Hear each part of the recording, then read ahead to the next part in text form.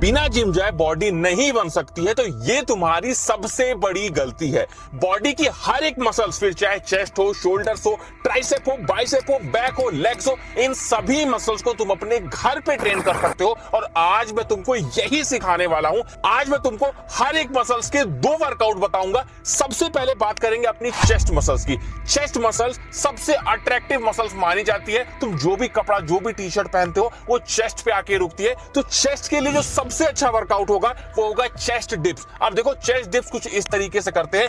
2 कुर्सियों के बीच में, 2 बेंच के बीच में, कोई भी स्टेबल चीज के बीच में अपने हाथों को इस तरीके से रख के और इस तरीके से डिप्स को लगाया जाता है। ये तुम्हारी लोअर चेस्ट को ट्रेन करने के लिए one of the best exercise है। इसके बाद नेक्स्ट हम करेंगे वाइड ग्रिप पुशअप। इस तरीके से परफॉर्म करते हैं, सभी को पता है कैसे परफॉर्म किया जाता है। इसमें आप लोग ध्यान रखना, हाथों को थोड़ा दूर रखना, तो तुम्हारा जो ओवरऑल चेस्ट मसल्स है वो काफी तेजी से ग्रो होगा। नेक्स्ट अपने बॉडी पार्ट की बात करेंगे, जो कि होगा शोल्डर मसल्स। एक बात को हमेशा ध्यान रखना, चौड़े कंधे हमेशा तुम्हें अट्रैक्टिव बनाते हैं और तुम्हारे बॉडी को मस्कुलर दिखाते हैं। सबसे अच्छा जो वर्कआउट होगा वो होगा पाइक पुशअप। इस तरीके से परफॉर्म किया जाता है। पाइक पुशअप तुम्हारे ओवरऑल शोल्डर को ट्रेन करेगा और तुम्हारे शोल्डर को एक 3D लुक देगा। नेक्स्ट इसी में वर्कआउट करेंगे शोल्डर का, जो कि है लैटरल रेजेस। लैटरल रेजेस इस तरीके से किया जाता है, घर में कोई भी वेट हो आपके पास तो उसका इस्तेमाल कर सकते हो, पानी की बोतल का इस्तेमाल कर सकते हो, ईंट का इस्तेमाल कर सकते हो। ध्यान ये रखा करो कि बस तुमको अपनी मसल्स पे प्रेशर डालना है, चाहे वो किसी भी तरह से तुम प्रेशर डालो, चाहे डंबल का इस्तेमाल कर लो या फिर बोतल का इस्तेमाल कर लो।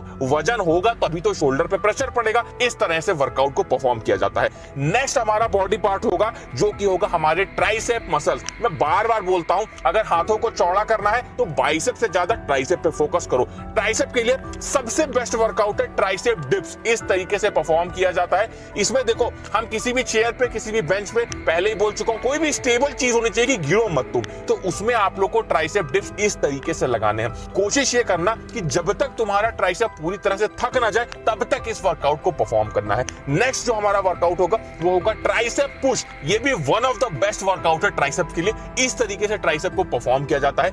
ये जो वर्कआउट है ये तुम्हारे ट्राइसेप के लॉन्ग हेड और शॉर्ट हेड दोनों को ही ट्रेन करता है। तो ये बहुत अच्छी बात हो गई कि तुम एक वर्कआउट से अपने दोनों हेड के ट्राइसेप को ट्रेन कर पा रहे हो। इस तरीके से परफॉर्म करेंगे, जितनी देर कर पाना ये तुम्हारे ऊपर डिपेंड करता है। इसके बाद में नेक्स्ट वर्कआउट है हमारे बाइसेप के लिए, जो हमारा सबसे फेवरेट बॉडी पार्ट है। सभी को बाइसेप ट्रेन करना अच्छा लगता है, लेकिन घर पे रह के बाइसेप की कौन सी एक्सरसाइज करोगे जिससे बाइसेप तगड़ा बनेगा? सबसे आसान, सबसे अच्छी एक्सरसाइज है बाइसेप पुल। इस तरीके से परफॉर्म किया जाता है। इसमें तुम्हारे बाइसेप पे बहुत ज्यादा प्रेशर पड़ता है। बाइसेप पुल को करने के लिए किसी भी रॉड को इस तरीके से फंसा लो, कुर्सी के बीच में, बेंच के बीच में किसी रॉड को रख के इस तरीके से तुम लोग बाइसेप पुल को लगा सकते हो। कोशिश ये करना कि फोकस डालना, प्रेशर डालने की कोशिश करना और फील करना अपने बाइसेप मसल्स को, तभी अच्छे से बाइसेप ग्रो होगा। इसी में नेक्स्ट वर्कआउट है बाइसेप कर्ल। सभी को पता है, जिम में सभी लोग परफॉर्म करते हैं। घर में परफॉर्म करने के लिए किसी वेट का इस्तेमाल करो। देखो, बाइसेप कर्ल को करना अपने बाइसेप के लिए बहुत जरूरी है, क्योंकि यही एक ऐसी एक्सरसाइज है जो सबसे ज्यादा कॉन्ट्रैक्शन देती है आपकी बाइसेप को। इसलिए इस तरीके से परफॉर्म करना, किसी भी भारी वेट को हाथ में लेके और बाइसेप को फील करते हुए बाइसेप कर्ल को आपको परफॉर्म करना है। नेक्स्ट बॉडी पार्ट की बात करते हैं, जो आपको देखने में चौड़ा दिखाता है। अगर आप चौड़े नहीं दिखोगे तो बॉडी बनाने का कोई फायदा नहीं है। इसके लिए बैक को ट्रेन करना जरूरी है। जितनी चौड़ी बैक होगी उतना शरीर देखने में चौड़ा लगेगा।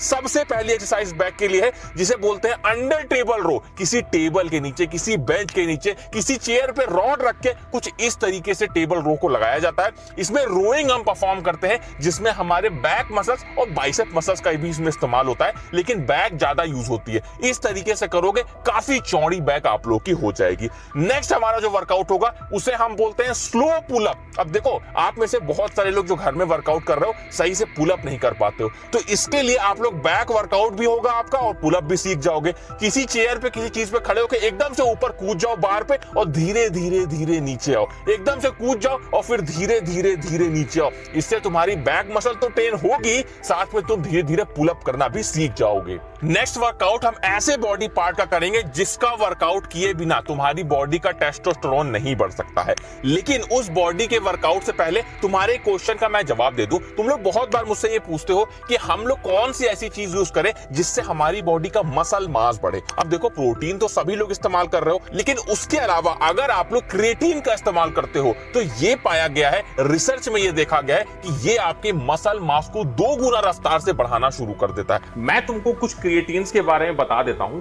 सबसे पहला जो क्रिएटिन है वो है मसल ब्लेज का। मसल ब्लेज काफी जानी मानी कंपनी है इंडिया में।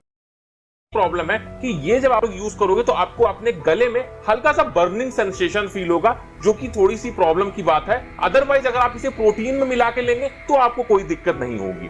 दूसरा जो क्रिएटिन है ये है वेलकोर का क्रिएटिन। ये क्रिएटिन भी इस समय काफी ज्यादा लोग यूज कर रहे हैं। इस क्रिएटिन में बस एक प्रॉब्लम है कि इसका जो प्राइस है वो थोड़ा सा ज्यादा है, इसे थोड़ा सा सस्ता भी किया जा सकता है। उसके बाद नेक्स्ट जो क्रिएटिन है ये अवतार का क्रिएटिन। अवतार ने कुछ ही समय पहले अपना क्रिएटिन लॉन्च किया है, तो अभी इसके बहुत सारे रिव्यूज आपको नहीं देखने को मिलेंगे। अगर अवतार का क्रिएटिन आपको लेना है तो अभी कुछ समय दीजिए, थोड़े से रिव्यूज आ जाने दीजिए, रिजल्ट आ जाने दीजिए, तब इसको लेना ज्यादा अच्छा होगा। उसके बाद सबसे बेस्ट क्रिएटिन है हेल्थ एक्सपी का माइक्रोनाइज्ड ट्रिपल क्रिएटिन मैट्रिक्स। और जो क्रिएटिन्स के बारे में मैंने बताया उनसे ये बेटर क्यों है, क्योंकि इसमें क्रिएटिन का ट्रिपल ब्लेंड है। क्रिएटिन मोनोहाइड्रेट, क्रिएटिन हाइड्रोक्लोराइड और क्रिएटिन नाइट्रेट, जो आपकी स्ट्रेंथ और एंड्योरेंस और रिकवरी को एम्पलीफाई करते हैं। सबसे पहले तो ये साइंस बैक